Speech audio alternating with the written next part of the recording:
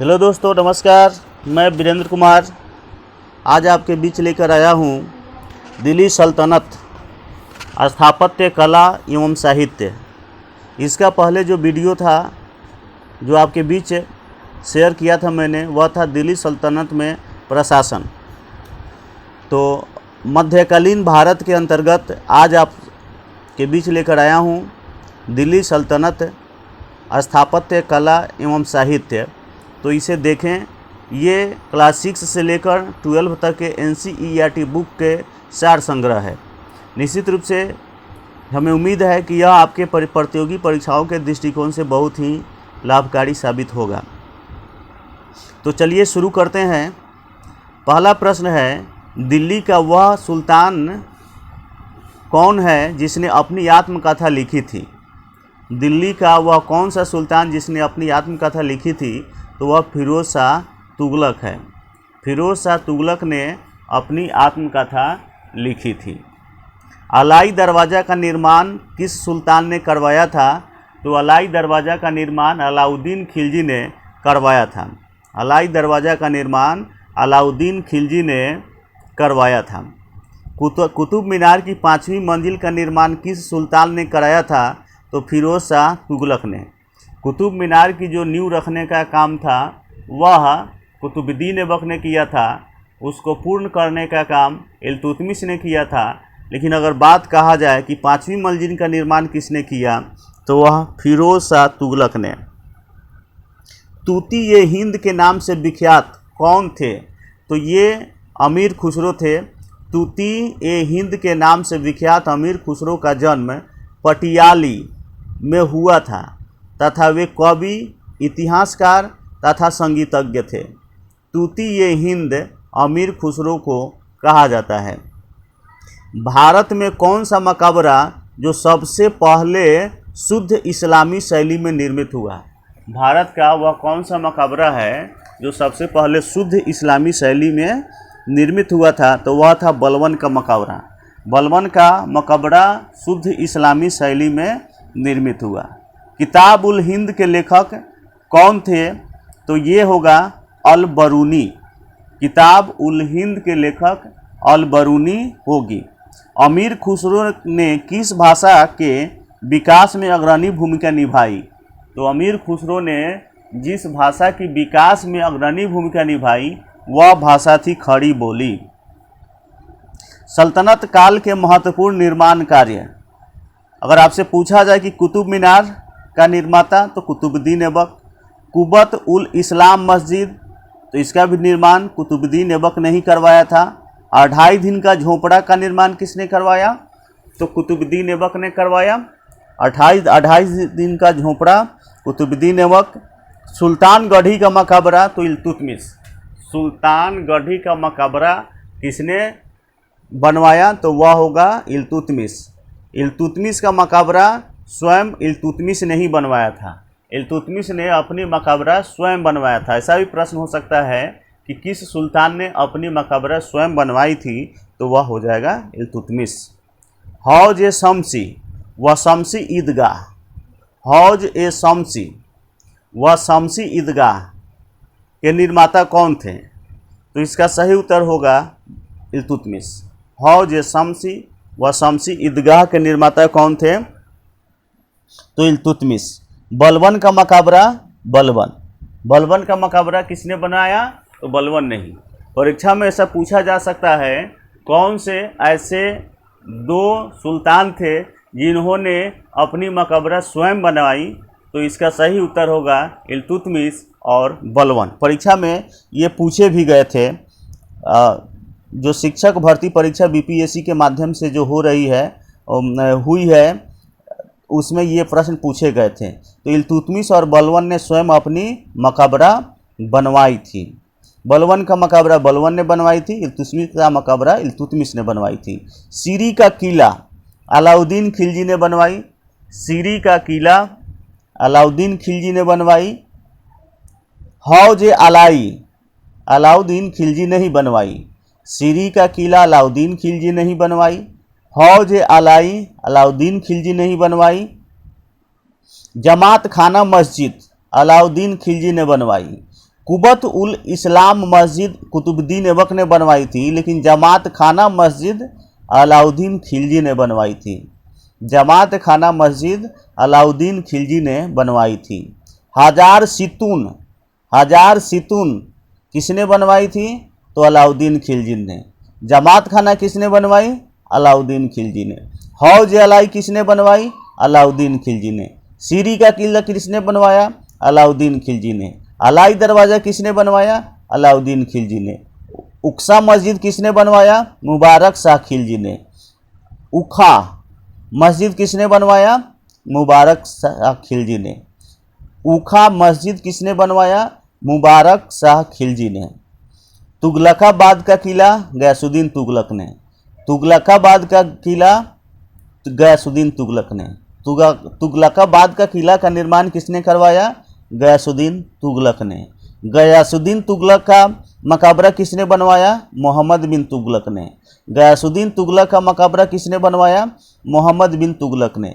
प्यारे दोस्तों, आपको ये पता होगा कि पहले नहरों की खुदवाई सबसे पहले किसने करवाई थी? नहरों की खुदाई तो गयासुद्दीन तुगलक ने। लेकिन वहीं अगर हम बात करें कि नहरों का जाल किसने बिछा दिया, जब बहुत सारे नहर किसने बनवाए, तो वह होगा फिरोज शाह तुगलक ने। फिरोज शाह तुगलक ने बहुत सारे मकबरा बनवाए, फिरोज शाह तुगलक ने, और उसने ही सिंचाई कर भी लागू की। चलिए आते हैं ग्रंथ और लेखक। ग्रंथ और उनके लेखक। संगीत राज, इसके लेखक राणा कुंभा थे। संगीत राज इसके लेखक राणा कुंभा थे। संगीत राज के लेखक राणा कुंभा। रागमाला पुंडरीक विट्ठल, रागमाला के लेखक पुंडरीक विट्ठल। ताजुल मासीर के लेखक हसन निजामी। ताजुल मासीर के लेखक हसन निजामी। तारीख दिल्ली के लेखक खुसरो थे। तारीख दिल्ली के लेखक खुसरो थे। वहीं तारीख मुहम्मदी के लेखक मुहम्मद बिहमद खान थे। तारीख मुहम्मदी के लेखक मुहम्मद बिहमद खान थे। तारीख दिल्ली के लेखक खुसरो थे। तारीख हिंद के लेखक अलबरूनी थे।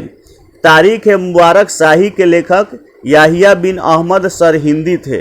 तारीख मुबारक शाही के लेखक याहिया बिन अहमद सरहिंदी थे। फतवा जहानदारी, फतवा जहानदारी के लेखक जियाउद्दीन वर्नी थे। फतवा जहानदारी के लेखक जियाउद्दीन वर्नी थे। खजाइन उल फुतूह के लेखक अमीर खुसरो थे। खजाइन उल फुतूह के लेखक अमीर खुसरो थे। तारीख फिरोज शाही के लेखक शम्स सिराज आफिफ थे।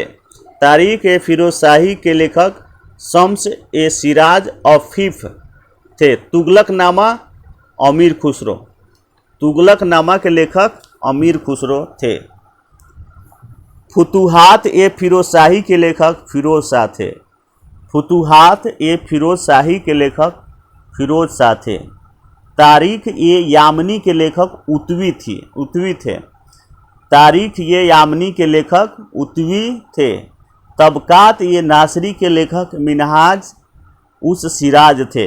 तबकात नासरी के लेखक मिनहाज उस सिराज थे। रेहला के लेखक इब्न बतूता थे। रेहला के लेखक इब्न बतूता थे। किस पुस्तक में एक आदर्श मुसलमान शासकों के गुणों का उल्लेख किया गया है? तो प्यारे दोस्तों, किस पुस्तक में एक आदर्श मुसलमान शासक के गुणों का उल्लेख किया गया है? तो इसका सही उत्तर होगा फतवा जहानदारी। फतवा जहानदारी। फतवा जहानदारी जिसके लेखक जियाउद्दीन वर्नी थे। फतवा जहानदारी के लेखक जहानदारी के लेखक जियाउद्दीन वर्नी थे। उसमें आदर्श मुसलमान शासकों के गुणों का उल्लेख किया गया है। दिल्ली के सुल्तानों ने किस भाषा को संरक्षण प्रदान किया? तो दिल्ली के सुल्तानों ने फारसी को अपनाया था और फारसी को ही संरक्षण प्रदान किया। दिल्ली के सुल्तानों ने किस भाषा को संरक्षण प्रदान किया? तो फारसी इसका सही उत्तर होगा। हिंदू मुस्लिम गान वाद्यों का सर्वश्रेष्ठ मिश्रण किस संगीत वाद्य यंत्र को माना जाता है? तो सितार को। हिंदू मुस्लिम गान वाद्यों का सर्वश्रेष्ठ मिश्रण किस संगीत वाद्य यंत्र को माना जाता है? तो सितार इसका सही उत्तर होगा। अमीर खुसरो एवं शेख निजामुद्दीन औलिया ने दिल्ली के 7 सुल्तानों का शासनकाल देखा था। प्रश्न पूछा जाए कि किसने दिल्ली के 7 सुल्तानों का शासनकाल देखा है, तो अमीर खुसरो होगा ही, साथ में शेख निजामुद्दीन औलिया भी होगा। अमीर खुसरो के साथ साथ शेख निजामुद्दीन औलिया ने भी दिल्ली के 7 सुल्तानों का शासनकाल देखा था। नवीन फारसी काव्य शैली सबक ए हिंदी। नवीन फारसी काव्य शैली सबक ए हिंदी अथवा हिंदुस्तानी शैली का जन्मदाता किसे कहा जाता है? सबक ए हिंदी अथवा हिंदुस्तानी शैली का जन्मदाता अमीर खुसरो को कहा जाता है। संगीत यंत्र तबला का आविष्कार अमीर खुसरो ने ही किया था। तबला का आविष्कार किसने किया था? तो प्यारे दोस्तों, इसका सही उत्तर अमीर खुसरो ही होगा। किस राजपूत शासक ने संगीत पर एक पुस्तक की रचना की थी? किस राजपूत शासक ने संगीत पर एक पुस्तक की रचना की थी? तो इसका सही उत्तर होगा राणा कुंभा ने। राणा कुंभा ने संगीत पर एक पुस्तक की रचना की थी। भारत में किसे मकबरा निर्माण शैली का जनक कहा जाता है? तो भारत में मकबरा निर्माण शैली का जन्मदाता जनक इल्तुतमिश को कहा जाता है। प्यारे दोस्तों, इल्तुतमिश और बलबन ऐसे 2 शासक थे ऐसे 2 सुल्तान थे जिसने अपने मरने के पूर्व ही अपनी मकबरा बनवा ली थी। लाहौर जो कि पाकिस्तान में है, लाहौर को भारत में फारसी भाषा के प्रयोग और प्रसार के प्रथम केंद्र के रूप में माना जाता है। लाहौर को भारत में फारसी भाषा के प्रयोग और प्रसार के प्रथम केंद्र के रूप में माना जाता है। तो प्यारे दोस्तों, इस वीडियो को हम यहीं समाप्त करते हैं। ये वीडियो कैसा लगा कमेंट करके ज़रूर बताइएगा। लाइक कर दीजिएगा, वीडियो अच्छा लगा होगा तो शेयर कर दीजिएगा, और मेरे यूट्यूब चैनल पर नए हैं तो सब्सक्राइब ज़रूर कीजिए। ऐसे वीडियो आपको बहुत सारे मिलते रहेंगे, और भी इस पर जीके जीएस क्लास भी शुरू होने वाली है। साथ ही मैथ्स के बहुत सारे वीडियोज यहाँ पे उपलब्ध है। प्लेलिस्ट में जाइए, वीडियो वाले में जाइए, लाइव सेशन में जाइए, आप वहाँ पर जाकर देख सकते हैं। और फेसबुक पर है, इंस्टाग्राम पर है, तो ज़रूर फॉलो कीजिए। वीडियो देखने के लिए आप सभी को बहुत बहुत धन्यवाद।